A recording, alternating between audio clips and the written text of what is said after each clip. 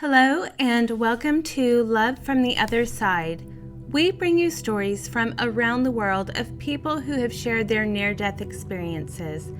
It is our hope that these videos bring you hope and healing. Today I am going to bring you 3 different experiences that all have a similarity.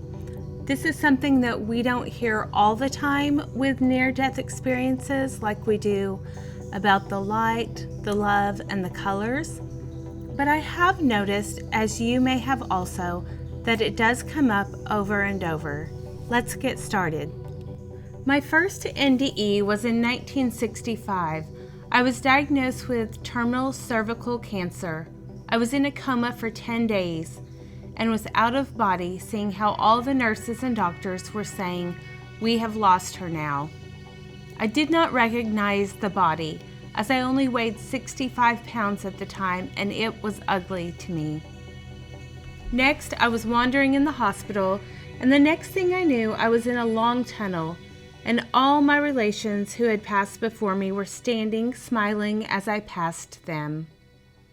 I could only discern one motivation, and that was to reach the awesome light at the end of the tunnel. Meantime, I was shown all my life experiences. I was the person whom I had hurt or helped. So I felt what they felt when I had acted against or helped them. A voice told me, "You have been judged," in that being the other person, I judged myself. Hard to explain. It seems easiest for me to call it karma. When I reached the light, it was so bright like nothing on earth. Pure white light. It was such a feeling of unconditional love and warmth. The light answered any questions I had ever had. It seems like I was there for a long time, just absorbing all of the answers. Next thing I knew, a voice came from the light and told me it was not my time to stay there. I begged as hard as I could, but I was slammed back into my body in reverse, and I cursed all the doctors and nurses. I did not speak of this to anyone, as my family was and is fundamentalist Pentecostal. I had a heart attack in 1993, and the situation was the same, but for one big difference. I was married at this time, and I was shown my husband crying for me not to die. Thus, I was offered the decision to stay or to return to him. I chose life this time. In 2000, I lived alone and became very ill with what I now know was E. coli and was not taken to the hospital. I was so ill I was vomiting and could not stand. I screamed to the universe to let me die or make me well. I was taken out of my body through the tunnel, but this time I was able to visit other planes of existence. There were 7 I was allowed to view, including one very strange plane, where I could look inside where the souls were being tortured in all types of vile forms. They thought they were trapped when all they had to do was look up and there was a path to the light. Not seeking seemed to be their doom.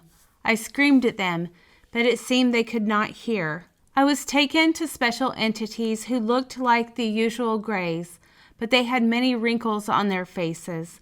They called themselves the Council, and they said they were part of the group called Soul Recyclers, helping souls to reincarnate. This was by far my most profound NDE, as I could see the silver cord that attached to my body. This experience lasted over 20 minutes, as best I could remember. I was not dead. This was not an OBE, as I know how those feel. There is such a profound structure to the universe that cannot be described. It's like a well-run machine that is totally fair and well-ordered. The universe is the opposite of chaos. There is much more I saw on different planes, but some of it I will not speak of just yet. That is our first experience for today. Let's get started with our second. This comes to us from Anne from Germany, who had a car accident in June of 1980. I suddenly found myself alone in a dismal, gray, immensely huge, foggy space.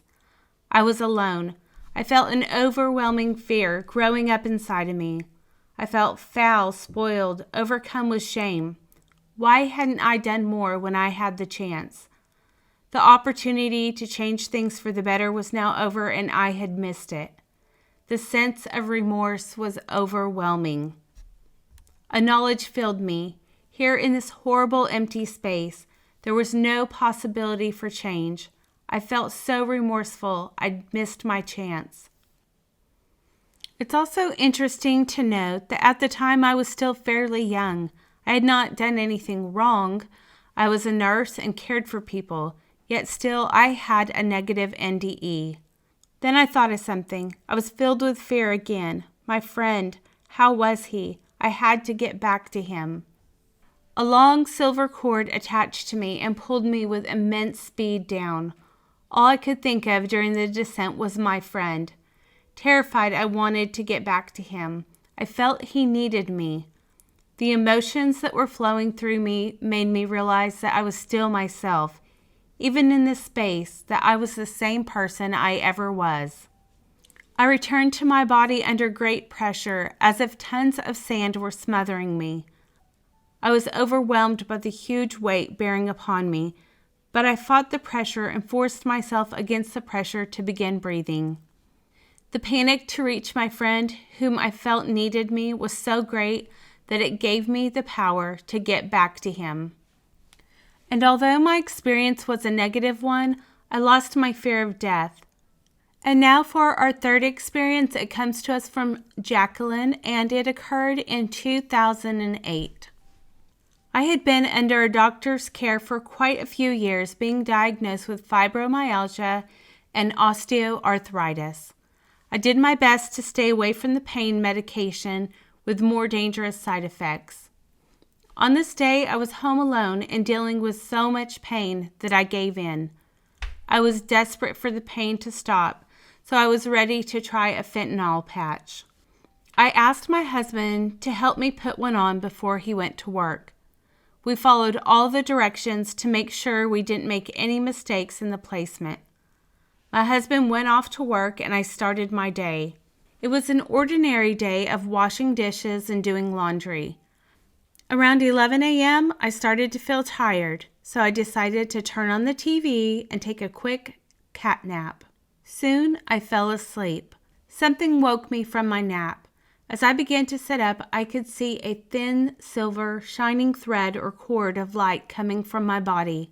As I watched the thread, I noticed that I could feel it taking my spirit out of my body.